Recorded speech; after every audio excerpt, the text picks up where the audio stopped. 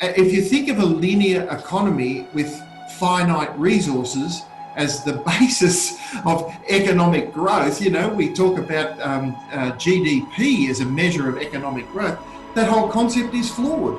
And so the circular economy is gaining popularity because it enables job creation, it enables wealth generation without necessarily changing the world, the things that we like about the world. This is Straight Talk in the COVID economy, and my name is Larry Quick. Our world has changed and there's no going back. The COVID economy is now very real. We are adapting to telework, Zooming, online learning and new industries like PanSafe and other opportunities revealed by COVID-19. The challenges are also with us: bankruptcies, unemployment, debt and confusion. In Straight Talk in the COVID economy, we meet thinkers and innovators who bring insight and information into the opportunities and risks of our rapidly emerging COVID economy. Straight Talk in the COVID economy is brought to you by Resilient Futures. This is alongside our partner, Impact Africa Network. Impact Africa Network is an innovation incubator based in Nairobi, Kenya. It seeks to be a catalyst for the next Silicon Valley in Africa. Impact Africa Network needs all the support we can provide. So please donate at www.impactafrica.network. Hi, and I'd like to welcome everyone to today's discussion. And we've got a very interesting man, Steve Morris. Steve is in Somerton at the moment, in Melbourne, or north of Melbourne. And Steve is founder of Close the Loop. He's head of the Circular Economy Development at Planet Ark, and co-founder of Local Compost. Welcome, Steve. Thank you, Larry. Good to be here. Fantastic, and thanks so much for having us, spending some time with us. I can't help but ask, but the photograph at the back of your head it looks very interesting. It looks like that old model about the committees, etc. That's right. It's actually about government procurement, and I use it to remind everybody that I'm talking to that nothing gets recycled until somebody buys recycled content. So particularly government procurement in a transition to a circular economy is the key. So we can go into that a bit more now or later, but that's what that's all about. Fantastic. Let's get into that as we go through. Just describing a bit about Steve. In Ecos magazine, he was described as saying, "I'd like to see strong leadership that heavily taxes polluters and environmental vandals." There's quite a few of those around. And that gives tax breaks to solution providers and responsible, sustainable businesses and citizens. And that's right up our alley, because we talk about leveraging disruption to generate sustainable value. And that's a whole systems view of that: social, economic, and critically environmental. We only have one planet, even though some people would think that doesn't count so much, but it's really important, obviously. So in a social entrepreneur's journey, Tammy Vendang, CEO of Refoundry, in an article, The Circular Economy, starting with printer cartridges. Now, this is going to be part of the history we talk about. In this episode of Plastics Revolution, she said, I'm chatting with Steve Morris, the founder of Close the Loop. Steve started his circular economy business by refilling starter cartridges over 20 years ago. And obviously, Steve's with Close the Loop. And in a really interesting conference, when we did have those conferences face to face, Steve spoke on Australia's leadership in sustainability, how Close the Loop built the world's first road out of plastic bags, glasses and printer cartridges. And I think that's a fabulous way to think about it, because he talked about their new innovation turns those types of materials into roads. So, okay, I'm just trying to get my head around this. We've got plastic bags, we've got glasses and printer cartridges, and they get turned into roads. Just tell me how that works, Steve. Well, it's actually glass, not glasses, Larry. So glass as in waste glass. But I'll focus on Tonoplast, which is the additive that Close the Loop has developed, patented globally, and manufactures here in Australia. And that's all about using mixed soft plastics from the Red Cycle programs. Most people in Australia have seen those bins outside Coles and Woolworths stores where you drop off your mix of plastics. The lion's share of that material makes its way back to our factory here in Melbourne, and we use it as an additive in toner-plas. The other major additive there is toner powder from the recycled toner cartridges and printer bottles, toner bottles, which is Close the Loop's core business. That's how we started 20 years ago. We started with the brand promise of zero waste to landfill, which has driven innovation in Close the Loop ever since. And this toner-plas product is a specialty polymer that improves the performance of asphalt in roads. And the key here is the circular economy. And we've developed that product to maintain our zero waste to landfill brand promise, but B, because we know that waste is a resource and needs to be treated as such. As you say, we've only got one planet. That planet has finite resources. Bitumen is derived from fossil fuels. So if we can replace bitumen with waste and in the meantime enhance the performance of the road, because you don't sell anything on its environmental credentials if it's not better than the product that's replacing. Package all that together and you've got a pretty big win-win for the environment, for business, because we're creating jobs. And now that the government's banned export of waste, we need to do a lot more of this in our country in order to look after our own mess. Well, so we start to think about the idea of a circular economy, and this resonates with Resilient Futures because all of our work is based on complex systems and complex adaptive systems, and we look at things from a whole systems perspective. So a circular economy, or even the name of the business, Close the Loop, is pretty much understood by us, but I'm not too sure we understand the details. But for our listeners, what is the circular economy? Why is it a critical way of thinking and acting upon? And why isn't it as yet mainstream social economic thinking? Okay, so my answer would start with, let's talk about what the linear economy is. That's business as usual today. A linear economy is where we take usually from nature, we make, and then we dispose. And we're all familiar with that cycle. That's a linear economy where waste is a liability. Couple that to the new circular economy, where waste is actually becoming an asset. What we're doing is closing the loop by using that waste in new products and new materials. So I explain the circular economy simply in 4 major pillars. So the 4 major pillars of a circular economy include design, which you'll love in the Resilient Futures world. So designing systems, designing business models, designing products, designing new services, in fact, with circularity in mind. The next stage is the era of R, which is reduce, reuse, repurpose, remanufacture, and recycle. So designing products to be repairable, for example, is a good example of that phase. And then you've got the era of D, which is all about deconstructing, demanufacturing, depolymerizing, so that at the end of the life cycle, we're collecting and reusing those atoms and molecules again in new materials and new products. And then the 4th pillar of a successful circular economy is regenerate. So regenerate in simple terms means that society and the planet must be better with that business in it than without having that business in it. So the last part of your question is, I think, Larry, what is slowing the transition, or how is the transition going? Am I right? Yes. Yeah, okay, so the transition is slow for those of us who have been on the journey for 20 years, but very fast for people when you explain to them, you think about models that are share cars, for example, instead of owning cars. There's companies like IKEA who have committed to go completely circular by 2030. So in some circles, the transition is happening very, very quickly.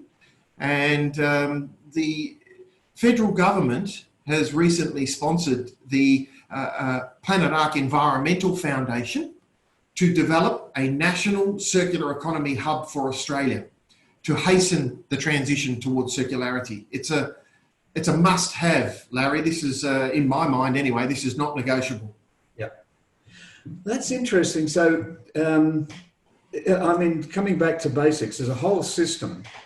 We have this linearity that exists. I'm just trying to get it into some sort of perspective I can explain, but there's no such thing as a closed system. You know, a linear, people think linear, but it doesn't actually exist. There's very few things. Linearity it's we live in a non-linear world. So what we actually are doing is going against nature by having it linear, because it begins and it never ends, because it's all atoms in the universe, if you like. So you actually raised the point of share cars, and the thing around, say, the Ubers and all that sort of stuff is utilization of what's called latent assets, or assets that sit in a garage or a driveway and don't get used. And what Airbnb and also the business model for Airbnb and for Uber is all about utilizing those assets who sit idle. So what you're actually saying is that waste, we call it waste, dispose, is a latent asset.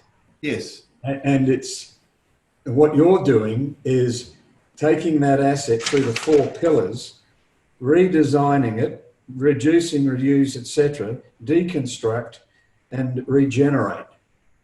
And that is very close to what nature does in its pure form.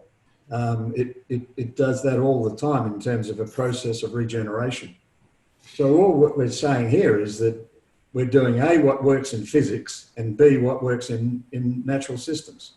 Yeah, that's so true. You know the biomimicry concept, of course. That's a key element of circular design, is to mimic nature wherever possible. Yep.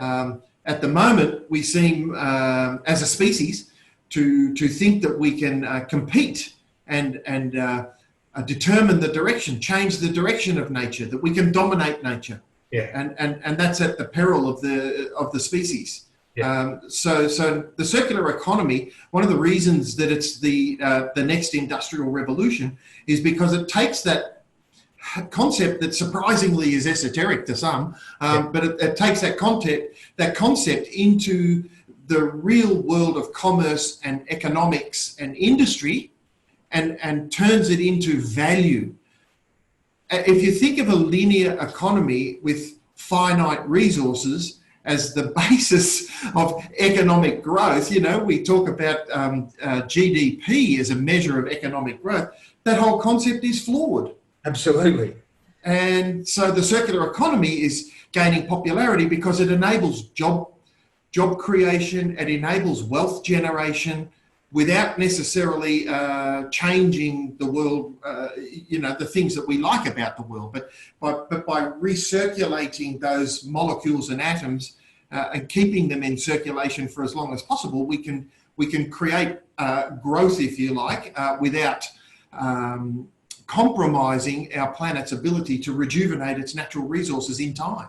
Yeah, because it's interesting, when we talk about, I've just slipped into it myself, saying, the idea, it's just a very flawed idea, that there's natural systems and there's human systems, as if we're not part of the natural system. We are part of it. We just don't work well with our other co-interdependencies of other species and the planet we've been given, etc.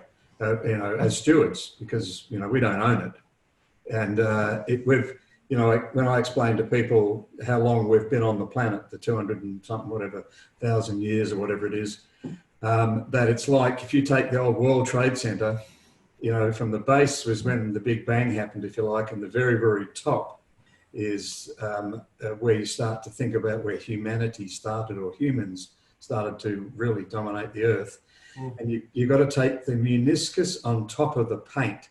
That's how long we've been here compared to how long the planet's been here. Now, when you get that level of scale, you go, oh, so we weren't, the planet doesn't live for us? No, it doesn't. It's, we're like a gnat on the arse of an elephant. And that's even big to describe. We can be flicked at any time because we've been through mountains of times where species have just been blown away. You know, I mean, human beings weren't even the first erect mammal to walk the earth. We just happened to fight our way to the front. So, you know, when you get a real sense of that, you understand we are part of a natural system. And as you said, we are the only species really that competes against it rather than flowing with it. And we take everything in our path. So, you know, the idea of natural and human systems is like, you know, I say to people, you know, the planet doesn't give a stuff about us. There are some people who deny that, but the planet doesn't give a stuff about us, but we should give a stuff about it. And particularly in understanding, if you've got the physics and you've got the stranded or the latent assets that are sitting there that we dump every day, it's just ridiculous that we don't put business models around that and use it as part of this system. And I agree that GDP is just the worst measure of anything you can ever have. So tell me the business model for Close the Loop. I mean, don't share any trade secrets. You've obviously got IP and a patent on a process, but how did you get in and start? Like, you start with recycling printer cartridges, you know, refilling printer cartridges, not even recycling them, you know, and how did you get here? Well, it was the realization that refilling printer cartridges actually creates waste as well. Not all cartridges could be refilled, and you would have to clean the cartridges before you could refill them anyway, which produced waste ink, and it produced waste toner powder.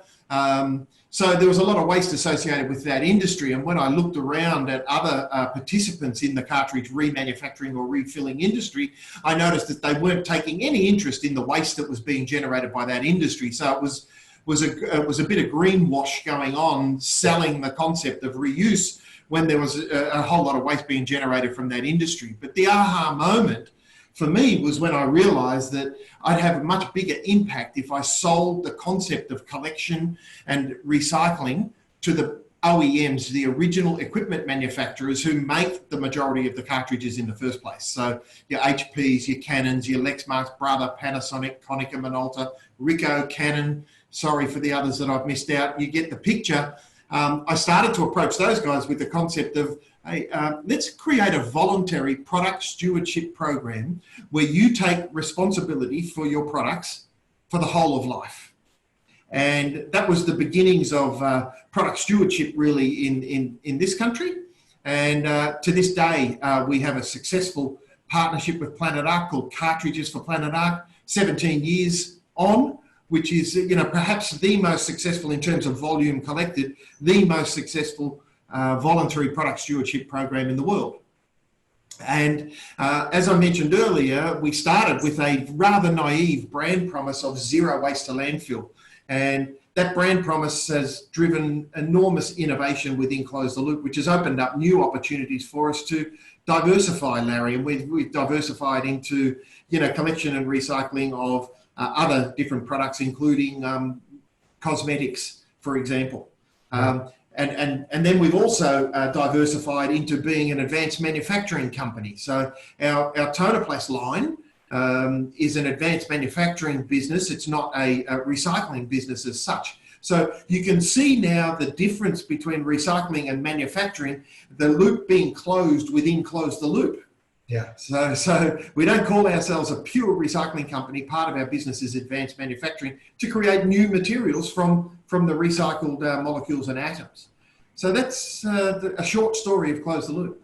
So you're from a business model perspective, what you're doing is taking somebody's latent asset and making it a tradable asset. Yes. Look, waste is a problem for brand owners. So what you're finding now is the license to operate for any brand. The bar is being lifted rapidly. So in order to create a license to operate, brands have got to either do the right thing or be seen to do the right thing. And being seen to do the right thing, having a big flashy corporate responsibility report every year and not actually doing it, that's a flawed idea these days, because people can very easily unpack that greenwash. So we work with companies who are absolutely committed to their brand equity and their license to operate. And if there's one thing that I can urge people to do in order to speed the transition to a circular economy, and that is to purchase from brands whose values are aligned with your own. Don't buy advertising anymore. Buy the values and the actions of the brands with which you choose to support. Because another element towards going circular, and the COVID-19 experience has given us all a good taste of this, we actually don't need what we think we need, what we think we used to need. We don't need the amount of stuff. The winner is not the one with the most toys at the end. And I think that that COVID has exposed our vulnerability. So that gnat on the elephant's backside that you talked about before is an arrogant little gnat, because we thought that we could get away with it, but I think COVID has given us a wake up, a real big shake up, and made us realise how vulnerable the species is. Yeah, absolutely, and I think, you've got to be careful how you say this, because obviously there's a lot of sadness, a lot of grief entailed with COVID-19, but the possibility is there that it is a way of waking us up to what will happen with climate change if we don't do something about it now. And there's a lot of things and we'll talk more about what we call the COVID economy and beyond in a bit, but there's a lot of things in that economy that have been good, like telework and a whole range of things of reorganising density in cities, etc. So, but coming back, you said something, I'd like to get into the COVID economy conversation, but you talked about a national circular hub that's been talked of by the government, federal government, is it? Yes. Can you tell us a bit about that? Yeah, sure. So the world is heading towards circularity, and the transition in Australia has been fairly slow compared to other parts of the world. The leaders that I would consider are probably parts of Europe, small pockets of Europe like Finland and the Netherlands, and then you've got countries like Japan, and it might surprise people, China, are really leading the whole circular transition.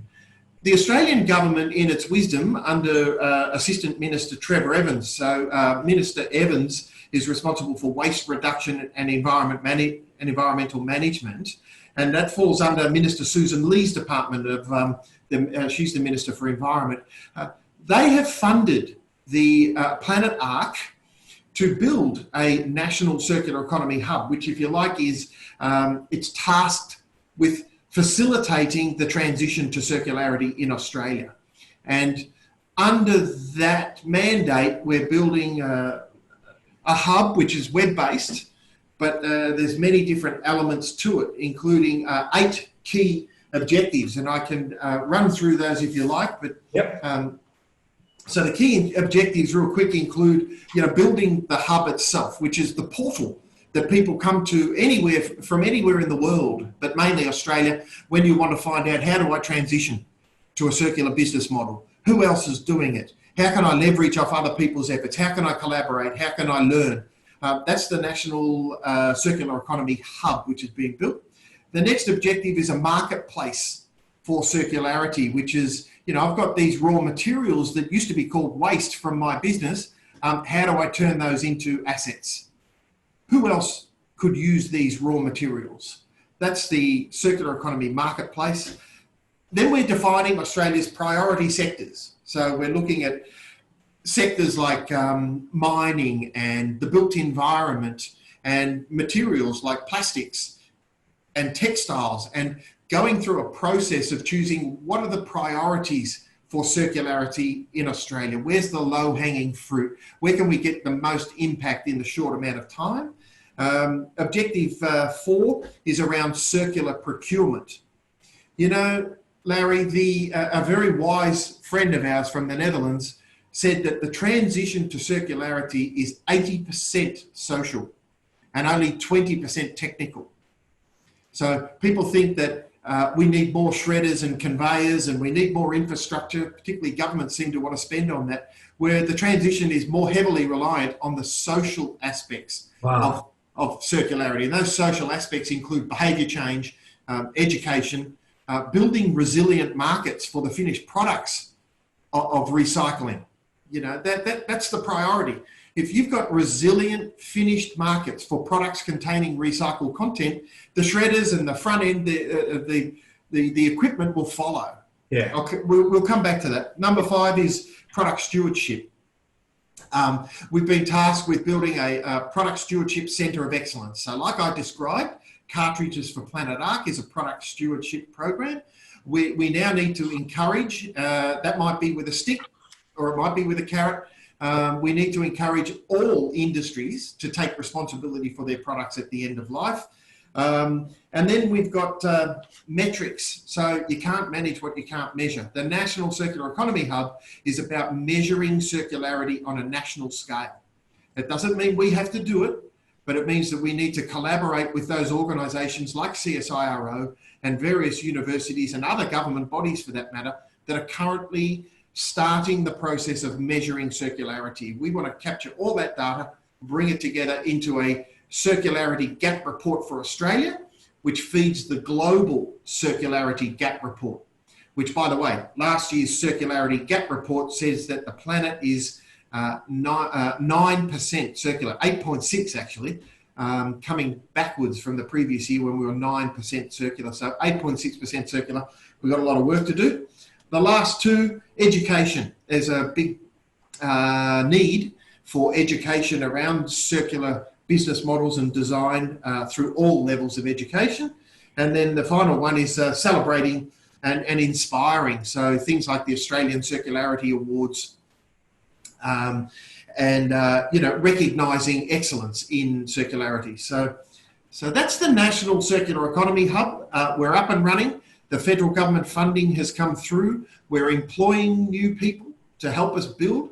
And, you know, the 35 odd existing staff at Planet Ark are becoming more and more focused on circularity for all of our programs, from, you know, National Tree Day right through to our Recycling Near You website, for example. Wow. What is the website to find more information on that? Yeah, it's Circular Economy Hub .org. And that is a fantastic initiative. I'm just thinking we've had a huge conditions change with COVID-19, and we talk about a COVID economy. Yeah. There's no going back to what was 2019. You know, even in these times, as you're aware, living in Victoria, and I was just talking to someone this morning from New York, and similar there. There's not real lot of difference, even though some of the extremes are different. Obviously, we're pretty lucky in Australia, but let's get back to business as usual is a fraught investment and fraught behaviour, because, you know, right now it's like, how do you make that work? You know, with social distancing in place, it just can't work. It's a wasted investment in a lot of cases. You're best to keep people at home, but, you know, who's going to run a pub where you can have 10 people in it when it normally has 100? Who's going to run a restaurant with 4 tables instead of 40? Yeah.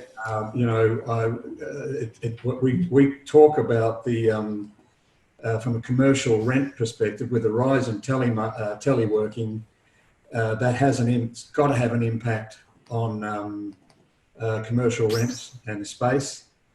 That's going to have a flow-on effect to construction, which is the old. If you think about construction, is the, you know, if you any decent stimulus brings a whole bunch of money into infrastructure.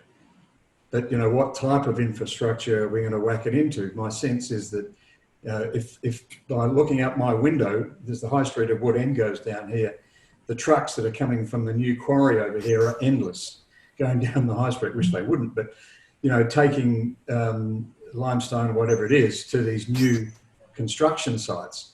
And I just see us investing so much money in what was business as usual, construction to create space, commercial space at least, and obviously there's residential in there as well. But and when we've got we're in a booming telework industry that's just emerging, hasn't really got itself together yet. So you've got this wopsy-turvy sort of situation. So, you know, talking about COVID economy, if we're accepting that there is a completely different economy, and it's going to grow beyond, and hopefully what we're doing is growing toward a transformed planetary health. It's really what we've got to be talking about, is planetary health, social, economic, and environmental. That comes off what you're talking about. So where do you see the opportunities that can be, like, if you're talking about the hub now, what new industries could we invest in right now that made sense? You know, I don't know. I'm just thinking, you know, you can't drink a cup of coffee out of a cup these days. It comes out of a paper cup. And can you recycle that paper cup? You know, oh, well, you can't, the plastic on top. I mean, you know, I don't, you may be around the same age as me. I mean, I didn't ever know about a water in a bottle when I was a kid. It didn't exist. And I didn't know about coffee in a cup or chocolate in a cup. You know, the amount of waste that gets shucked out of an aeroplane, or, you know. So there must be these new industries that can grow and be invested in right now, rather than us saying, well, you know, industrial economies require industrial investment in industrial infrastructure. Let's just chuck a whole bunch of money. I mean, we need more money in the NBN. I think that's pretty much a straightforward situation. Mm-hmm. You know, they're talking about investing in freeways and that, and I'm thinking, well, is that the right thing to invest in? Because if everyone's going to be working from home mostly, and that's going to grow, what do you need the roads for? You know, I mean, one person stated to me that, you know, based on the estimates, just initial estimates of road use during COVID economy for lockdown, is we never need to build another freeway again in Victoria. Yeah. So, dare I say that to your road building output, but, you know, it's the same realization you have, you know, in banknotes. You know, the utilization of cash, as in folding stuff, has gone down considerably and is dropping exponentially as people tap. I mean, I can't remember the last time I used a $1 note or a $5 note, and it's gone. You know, it's going. It might not be now, but that's what exponential change does, is it goes like that or like that. So what are you seeing in a COVID economy? And I'll shut up soon, but what are the big issues you see emerging? What are you, as a thought leader, seeing that could be done here in terms of investment in new circular economy businesses or industries now? Yeah, well, one of the things that, you know, there's a number of things I can talk to that about. One of them being, you know, repair. We've lost a lot of skills, like working with our hands, that are necessary to repair things. So first of all, let's start with design. Let's begin with the end in mind. Let's retrain and train people with circularity in mind when it comes to design. And even if it's designing a product, let's minimize the different types of plastics. Let's minimize the different types of metals. Let's create joins that can be deconstructed easily and those raw materials be recovered. So there's a huge amount of work that needs to go through universities and academia and even schools with improved thought, design, biomimicry, thinking with the end in mind. Huge amount of jobs there. Then when the products have been better designed, we want to keep them in circularity for longer. So we need the skills that are going to help us to repair things. I mean, I don't know about you, but if my toaster breaks down, it's almost good night. You know, who's going to bother fixing a $30 toaster. But if I had a $100 toaster that was repairable, I would take that option any day. And then particularly if there was a small business in my suburb that repaired those types of products, then I would go and use their services. And in fact, I'm already seeking out those services, having just remanufactured an engine in a vehicle rather than buy a new engine or buy a new vehicle. I thought, no, I'm going to stick with this and I'm going to remanufacture it, and I'm going to get another 200,000 kilometres out of this vehicle. So those types of things are creating jobs: remanufacturing, refurbishing, repurposing. And then we've got the huge existing stock of buildings that are inefficient. Our houses, our public spaces, the buildings that we frequent, our factories, they're just sucking energy inefficiently, and they get too hot and too cold. So there's a huge opportunity for us to retrofit those buildings to better withstand heat and cold without the need for fossil fuel derived stimulus, gas, coal, electricity, all this sort of stuff. Which leads me to renewables. I mean, solar. There's a massive industry about to explode. There's rooftops all around this country that could be that could include solar panels, and the technology and the barriers that the energy companies have got in place to stop us exporting that renewable energy back into the grid. That all needs to be broken down. We need to get some logic. We need to get some strong politicians to say to these guys, no.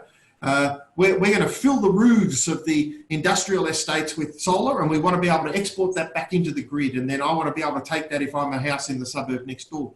So those micro grids of solar energy, and by the way, solar farms out in the desert, there's a huge opportunity for us that I like to call life after coal.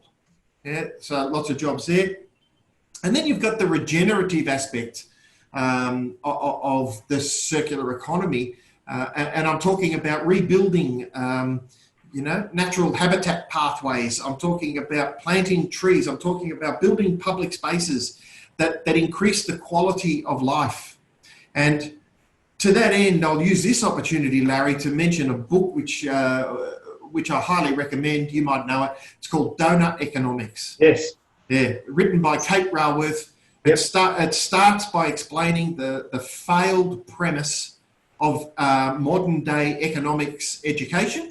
Yep. And it reinvents the things that are going to be really important to us as measures of success as a species. And then it talks about the inner and outer limits of that donut.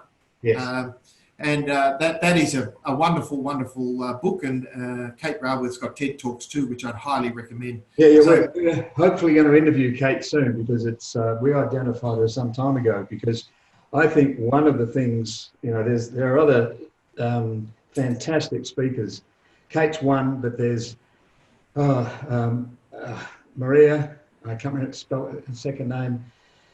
There's 3 or 4 that are just classics, and you hit the nail right on the head with Kate's work. Is they've been educated with the wrong stuff. Economists and the Chicago School of Economics, who I've met some of the people there, who were Nobel laureates for an old way of thinking, and that's really been rebuffed, because what it's allowed to do is allowed a very low, in real productivity terms, industry, and I say industry, called the financial services industry, which adds limited value if you look at it in the circular sense, and holds value and accumulates it with the few, and doesn't release it so everyone can use it. And it's the same with the energy industry from an economic perspective. You need flows of transactions through a system for it to work. The more the flows and the more healthy the flows and adding value, the better it is. If one group of people have got all the money, or at the moment you're talking about interest rates of 0.25%, credit cards at 25% or 22%. It's just ridiculous. That means there's a whole bunch of people not going to contribute economically because they haven't got enough money to play the game. And, how they play the game is important, But, you know, what we've done is, out of Chicago schools, we've basically made that the norm in economic thinking, and everyone teaches it. Now, there's a chap who teaches at the University of Kansas. I could walk over there and get a book. In fact, I am. These are two books I'd recommend, and I think, you know, changing this was a big way forward. You've talked about Kate's book, Donut Economics, but there's The Entrepreneurial State, and she has another book out as well, Mariana Mazzucato. Right. And this one here, this guy's brilliant, Michael Hudson, Junk Economics. J is for junk. He's got other books as well. But Michael teaches at, I think it's the University of Kansas, and he's been a Wall Street banker, and he's done all that stuff. And you know, he is looking at the moment the idea of a jubilee, you know, as a reset debt, because no one's going to be able to afford to pay it. I mean, our debt bomb is huge in the coming at us because, you know, in the we've got to pay this debt back at some point, even if they've given you a break on your mortgage in a COVID economy. So, you know, I don't quite know how we deal with debt. Some people say it doesn't need to be dealt with. Well, how does the average person pay their mortgage back when the interest has been accumulating at a rate that's something like 5 times, if not 10, 20 times the cost of money? And just ridiculous. The financial services industry's gone out of whack. And both those talk about it. And it has an immense impact on, you know, people's behavior. You know, it's Maslow's hierarchy of needs. When you're trying to survive, you can't focus on what appears to be altruistic, but more than likely it's further down the track. You know, I'll wait for that. And, you know, the big example I had was, you know, what was climate change, the moral challenge of our time, or what it was that Kevin Rudd said. That was in 2007. Bang, 2008 happened with the GFC, the global financial crisis. And all of a sudden it was bugger climate change. We've just got to get the economy back. And the average person, you can't blame them. They just go into survival. You know, I know this from working in the US. You know, they're not deplorable people who vote for Donald Trump. They're scared, frightened, and unemployed.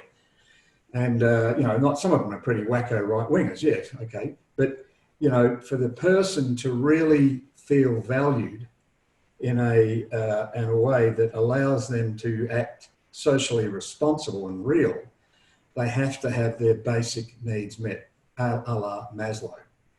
And, you know, I know I'm ramping on about this, but I've always got in my mind this trade-off that occurs between modern day economics, which is bullshit, and the environment, which is, you know, and there was a thing on Four Corners last night, I didn't get to see it, but that talked about the manipulation by politics and you name it, the fossil fuel industry, of lying about the truth of climate change.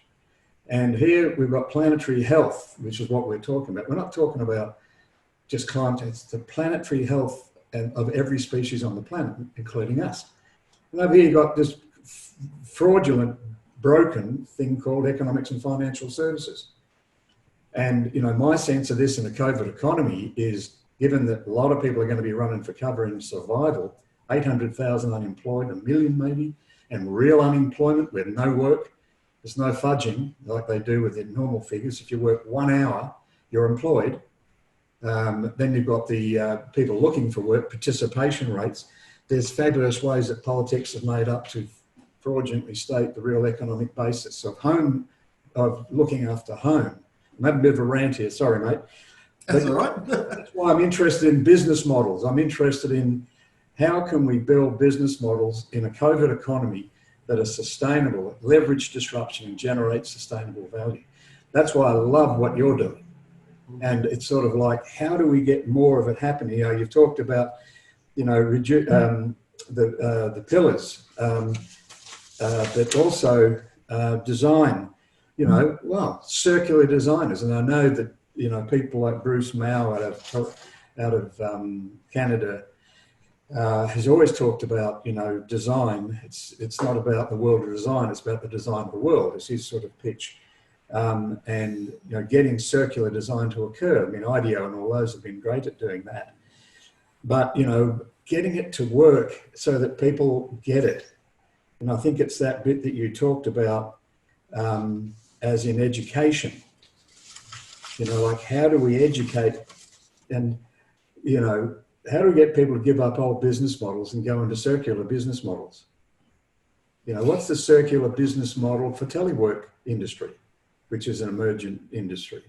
Yeah, I think we've got to work with the low-hanging fruit, and what I mean by that is what industries and what materials have got economic drivers attached to them to support the transition to circularity. Now, if we look at Australia's national waste policy, which is a document that not too many people have read, but it's got clauses in there. It's got metrics in there. It's got real goals and targets in there that are driving change.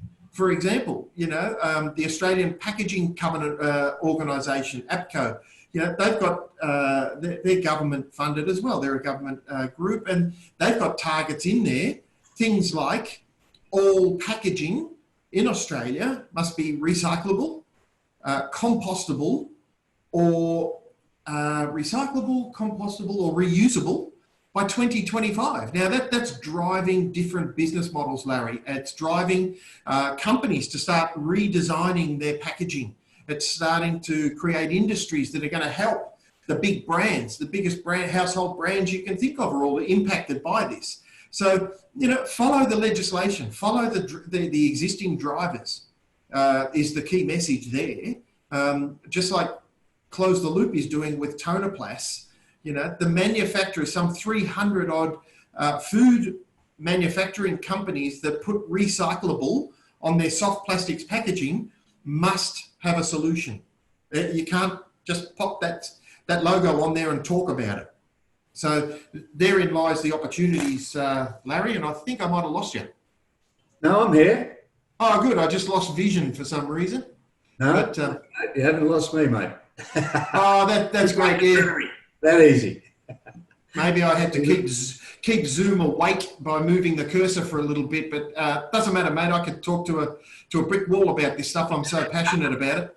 I love it. But what I want to draw us is, in the last time here is, what I'm, because what we're going to come out of this, we're in, how these things, our background is in disruption or discontinuous change and impact on social economics, if you like, and also business, obviously, in that. So, what happens is that we're going along like this, everything's fine. And then bang, we've hit this, if you're going to get a change, normally there's a little bit of a change like this, but this went bang like that. Yeah. The COVID-19 is the sort of, the small bit that started the social economic shock that's gone through the world. It's never happened at this scale before. People say, well, we've had pandemics before, but 100 years ago compared to now, and the connectivity and the whole systems effect rippling through the digital and blah, blah, blah. It's not the same, just totally different. We're going to have more pandemics. And when you say pandemic, it's endemic already, as in these viruses are in places, but just haven't gone to scale to be epidemic, and they haven't crossed countries to be pandemic yet. But they're there, and they're well reported, and Bill Gates has spoken about it. ABC spoke. There's plenty of programs, plenty of information out there about the circulating viruses. So, that's going to happen, and particularly around climate change, and more of those revealed because permafrost melts and all that stuff. But the situation we've got now with the COVID economy is, in my view, just such a golden opportunity to reduce time, because I think things like, we have to do the branding and we have to do the recycle by 2025. That's 5 years away. And I think, well, can planetary health last that long? Are we going to breach some thresholds there that there's no return? We've already done that with carbon dioxide in the air. And, you know, I got a T-shirt that said, limit no more than 340 degrees, 340 carbon, you know, and that's been breached. And we just wander on into the abyss of not really understanding what's going on. I'm about, you know, we've got this time. What are the business models? Like telework will have an environmental impact, positive, I would suggest, if, say, for instance, we get a circular economy into telework. What is it that they are going to throw away at home that they wouldn't necessarily, that would be recycled in a city office? What is it that they can do at home to be circular economy aware?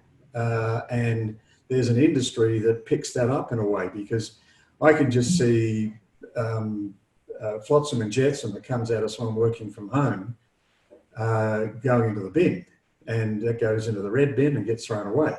You know, what is it that, you know, we've got a pretty good system in Macedon Ranges here of 4 bins, but what else is there that, you know, makes it a better use of the asset of working from home and the asset of the latent assets of renewables or reusables or whatever it is? What is the business we can get now? That's the question I've got in my head. And it's almost like, how do you replicate your business and grow it exponentially today? Yeah, that's in my mind as well. And you know, replicate is a very good way of describing one thing, and that is that we need to think local, I believe, anyway. I think we'll see a lot more resilience being built up in our smaller communities. I certainly hope so. Yes. You know, Australian made. You know, I was driving to work today and I heard about the lost sales of barley to China. Yep. And I immediately thought, well, what's the opportunity there? Now, most of those farmers will probably, or some of those farmers will probably not plant barley next year. But doesn't it make you think, if you've got a country that's got plenty of low cost, very high quality barley, that there's an industry there waiting to happen? How do we process that barley in Australia and sell the finished goods? Because there's certain finished goods that the Chinese people can't do without now, that their middle class is growing. So, you know, I'm very, very optimistic. Whilst I totally agree with you that we should be focused on the ability to regenerate. Have we still got time, etc.? There's a lot of fear in the community now, isn't there, Larry? You know, there's especially young people who are born into this era where, you know, all the oldies and everybody actually is walking around second guessing each other and, you know, worried about our futures and what have you. So I try and maintain my optimism. It's not hard because I'm born that way, but I think local jobs, I think local communities. I mean, a mate just called me up recently and said, well, what do you think about this idea, an app where we interchange excess food? You know, you might have a tomato plant and you're one old bloke living in a nursing home. So you've got 20 spare tomatoes that season. We'll swap them for cucumbers or zucchinis from the bloke next door. So I see that these new business models are really going to start to burgeon now. Yep. And I feel very optimistic about it. If people are aware of what's going to make us a more resilient society, then we're going to start investing in those areas, Larry, I believe. Yeah, and I guess my sort of rant, my notion of immediacy is not being. I'm not a pessimist or an optimist. I'm tend to be a realist, given that I do a lot of analysis on pattern recognition and conditions, watching immediate and emergent conditions at scale come at us. That's why we see things like pandemics and that. And we get concerned about a whole bunch of things occurring in terms of planetary health that, you know, do limit the amount of time we've got to get the social economic changes, so that, you know, we don't end up with a climate change version of COVID-19. Globally, that has to happen. So, you know, and given that everyone in the emerging world chases down the best of the Western economies. We're not a very good leader in that way. But, you know, what is you know, we're talking, as I say, to New York this morning. What is the telework industry in the US? It will be huge.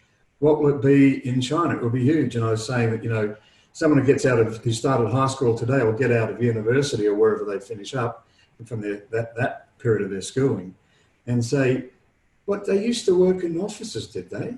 Wow, that's really interesting, because I work at the local hub, or I work from home. Sometimes I go to the office, sometimes I just go to a cafe, and sometimes, you know, and sometimes I prefer to work at night, not during the day. But, you know, my task is get the job done. And so, you know, I can see that in telework.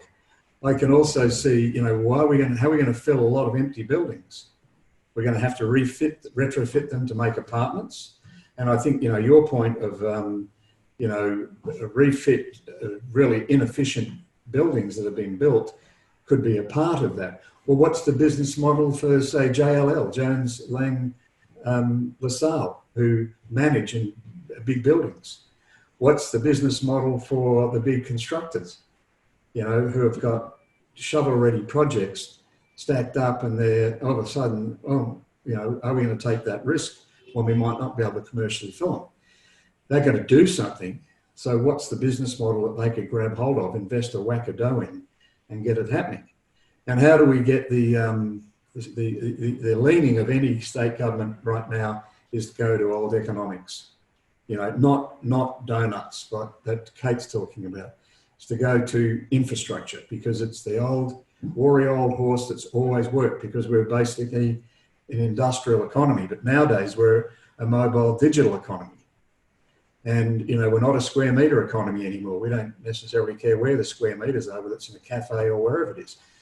So, you know, you look at the cost of buildings and you go, forget that, send them home. Yep. And, you know, they're going to be home for a long time, you know, because most organisations, it's too complex to try and work out how you get two people in a lift at a time when a building is flooded by 2,000 every morning and every night. So, you know, those are the examples. And I guess I'm just looking at you guys at Planet Ark and Close the Loop and going, we've got to get this circular economy happening. For a start, we have got an emerging industry called telework. We've got to make it circular. I don't even know where to start with that one. But how do we start that one? Because it's going to happen. How do we start the circular economy refurbishing of buildings? You know, how do we get the likes of the Andrews Victorian state government to say, hey, wait a minute, don't put so much into those roads and all that. We might not need them. But how about just taking a little bit of that, like $1 billion, and putting it into this, you know, this industry or this new industry, refurbing a buildings industry, telework industry, you know, all of those type of opportunities. And one thing that occurred to me that, you know, gets on, you know, is when you talk about manufacturing, we still haven't really got the idea of micro manufacturing. You know, you're doing small manufacturing. We could be doing a hell of a lot more of that, you know, rather than going to big plant and equipment.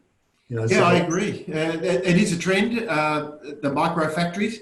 You know, whilst you're still competing with the big super factories, it's very hard to make that economic model work unless you've got lots of support from this, you know, buy Australian, think local type mentality. So part of the investment, if we were to take a little bit away from infrastructure, which is our old fallback position, would go into things like behaviour change. It would go into the 80% of the transition to a circular economy, which is about education and, you know, changing our habits. You know, a great example is, you know, recently there's been a soft plastics challenge where people have been challenging each other to collect soft plastics and take them to Coles and Woolworths. And, you know, whenever I get the chance, my message to that is, that's fantastic. That's the start. Collecting your soft plastics and putting them in the bin. But that's not recycling. Recycling is following the entire supply chain and making sure those raw materials end up in a product and that product is purchased. And when you see now government procurement being mandated with minimum percentages of recycled content that they must purchase every year, then you're starting to see levers that you're talking about, Larry. How do we change? How do we create new industries?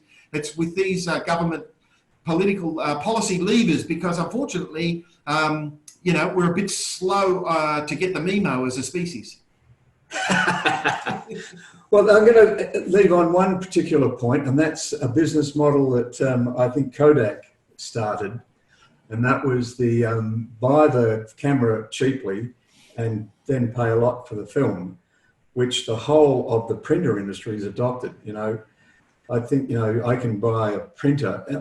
First of all, I can't repair the printer, and I reckon that there's sometimes a little bit of a virus put into printers that they always break down at the most important time, and they only last a year. So you basically have to get it and throw it out. You take it down to the tip and say, here's the printer.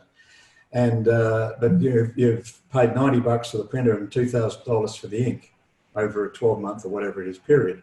That business model, how do we stop that business model? Yeah, that is starting to change. It's changing slowly, but it's starting to change.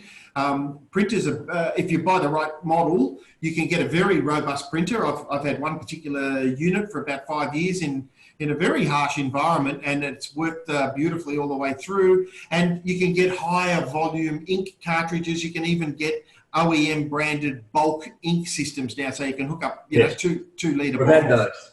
Yeah, so there is change, and the pay per click model, where you might have a photocopier in the office that's shared by 20 staff members, and you don't actually pay for the photocopier, or you don't even pay for the cartridges, the toner. Yeah, that's what we've got now. Yeah, you pay per click, and then it's up to the company selling you that device to make sure that it runs properly and to make sure that it's robust in the first place. Now, these are very early stages of a transition of that particular industry. And it's another one where there was the threat of, there won't be any printing in 10 years. I heard that 10 years ago. It's just like, travel agents will go out of business soon. Yeah. These things are a little bit slower to evolve than we might think. Yeah. But you're right. That's the way we've got to start thinking, Larry. Put our money to the brands and the products that are in line with our personal values, and we'll force change as individuals. So if that was the first takeaway, put money in the brands that enforce, what was it again?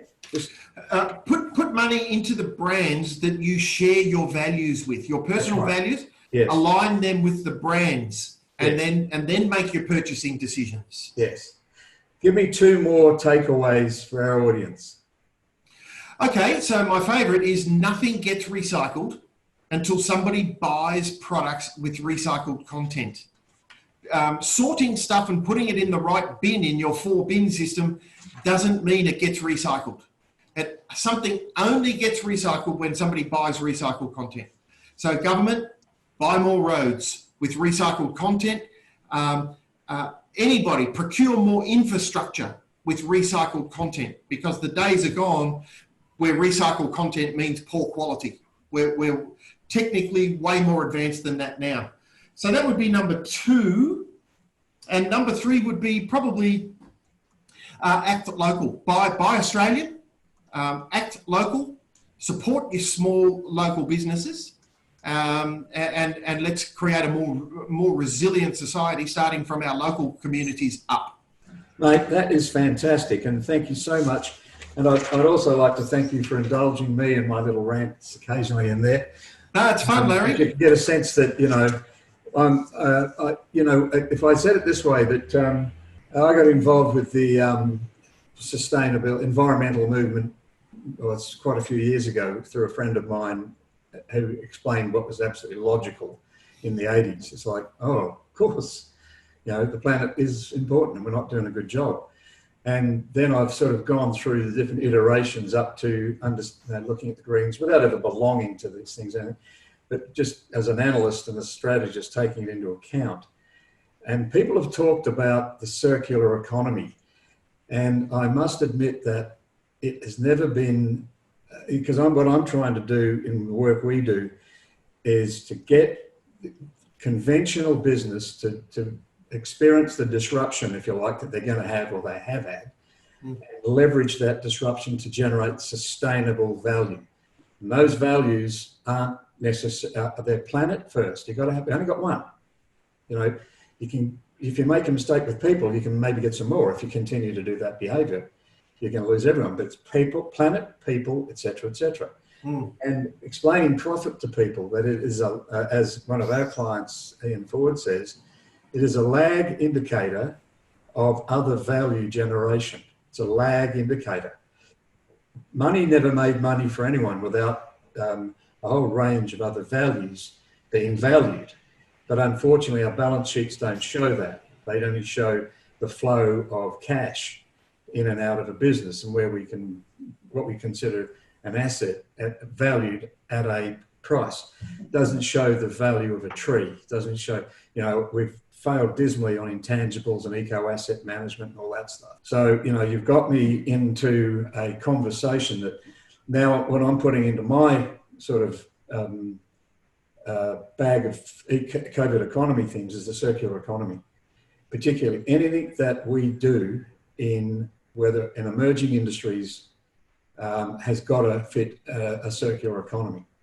That is like an accelerator, you know, because if you get that happening, and, you know, because at the bottom line is the goods become more effective, more efficient, and hopefully more affordable for more people.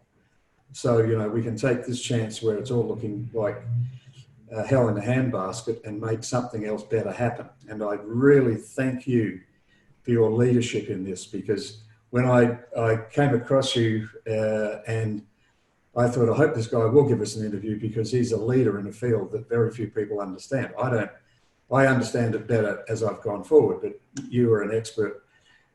And I mostly bought printer cartridges off you at some point. Yeah, well, it's great to be with you, Larry, and thank you for those kind words. And yeah, I will just let you know that I gave you the wrong. It's actually circulareconomyhub.org.au. So I forgot to put the AU on the end. .au. Yes, yes. So keep your eye on that. It's moving fast.